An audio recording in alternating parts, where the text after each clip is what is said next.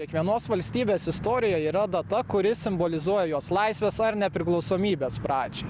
Prancūzija mini Bastilijos užėmimo dieną Liepos 14, JAV pompastiškai pažymi savo nepriklausomybės dieną Liepos 4.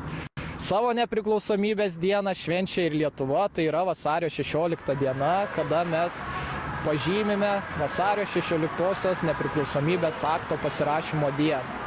Šiandien ši data yra viena svarbiausių datų mūsų Lietuvos valstybės istorijoje, kuri mus moraliai įpareigoja saugoti ir ginti Lietuvos valstybės laisvę.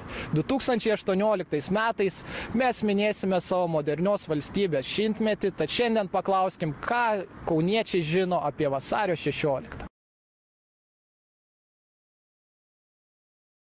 Viską. Tai nacionalinė šventė.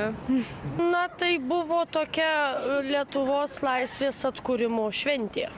Žinau, kad tai yra Lietuvos valstybinė šventė. Nepriklausomybės diena. Kaipgi galima nežinoti apie vasario 16, mūsų šventė nepriklausomybės. Tai kartais nežinau, nepriklausomybės diena. Lietuvos nepriklausomybės akto pasirašymo diena.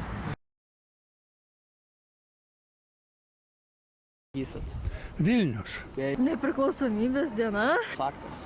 Gal mažojoje kunigaikštystėje? Kaune. Ne signatarų namuose. Ne, nepamenu šitą dalyką. Seime.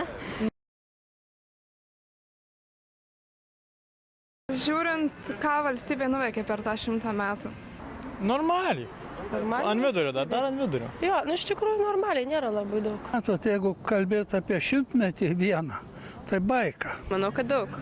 Jo, priešdėlės jo. Ačiū už išsamius atsakymus, o kiti nepamirškit mėgti ir dalintis šituo video ir sekti istorinės prezidentūros naujienas.